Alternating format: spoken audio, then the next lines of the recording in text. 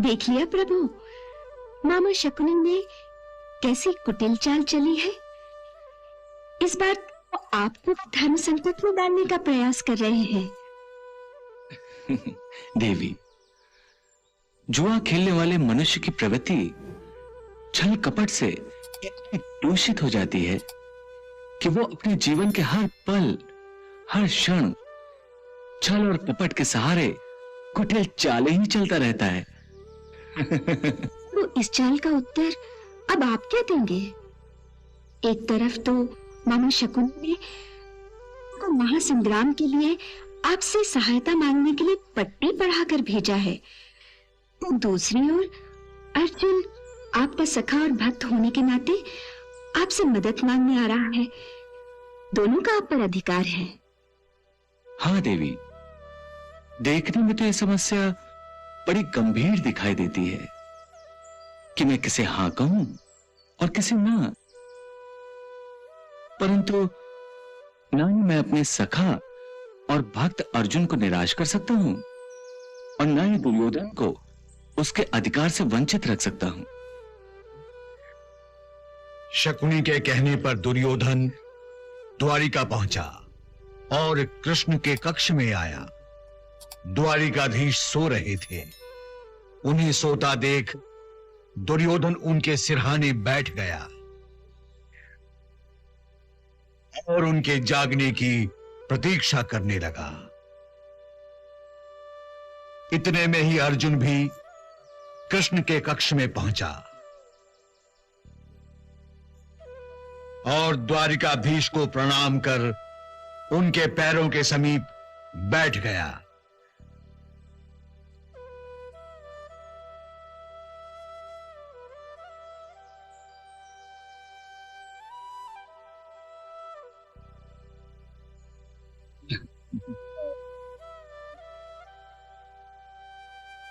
अरे अर्जुन, तुम? प्रणाम द्वारिकाधीश। अर्जुन से पहले मैं आया हूं कृष्ण। अरे दुर्योधन, तुम भी यहां? द्वारिका में तुम्हारा स्वागत है। कहो अर्जुन, क्या बात है? कैसे आना हुआ? हे केशव, मैं तुम्हारे श्री चरणों में एक विनती लेकर आया हूं। यदि तुम उसे स्वीकार करोगे तो मैं धन्य हो जाऊंगा। कहो मित्र, मेरे योग्य क्या सेवा है? सेवा नहीं केशव, विनती। भ्राता श्री सम्राट युधिष्ठिर चाहते हैं कि तुम पांडवों के पक्ष में होकर उन्हें बल और गौरव प्रदान करो। तुम हमारे पक्ष में युद्ध करो। हे वासुदेव, मैं भी आपसे सहायता मांगने आया हूं कि आप कौरवों की ओर से युद्ध में भाग लें। आखिर मेरा भी आप पर कोई अधिकार है। हे अर्जुन, हे दुर्योधन, तुम दोनों मेरे अपने हो, मेरे संबंधी।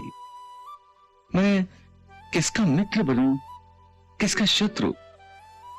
इसलिए मैंने निर्णय लिया है कि इस युद्ध में मैं शस्त्र नहीं उठाऊंगा।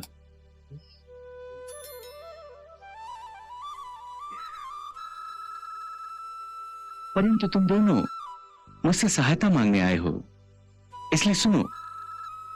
एक ओर होगी मेरी चतुरंगिणी सेना जो युद्ध के लिए तैयार है, और दूसरी ओर मैं कृष्ण जो युद्ध में शस्त्र नहीं उठाएगा।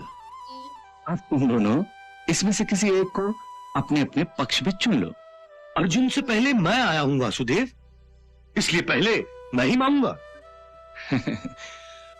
तो हे दुर्योधन, मेरी दृष्टि पहले अर्जुन पर ही पड़ी थी, इसलिए पहला अवसर अर्जुन को ही दिया जाएगा।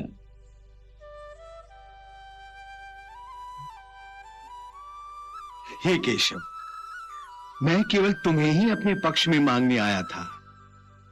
मैं चाहता हूं कि इस युद्ध में तुम मेरे सारथी बनो।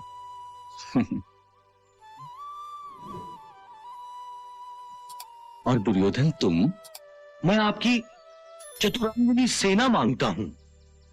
तथास्तु।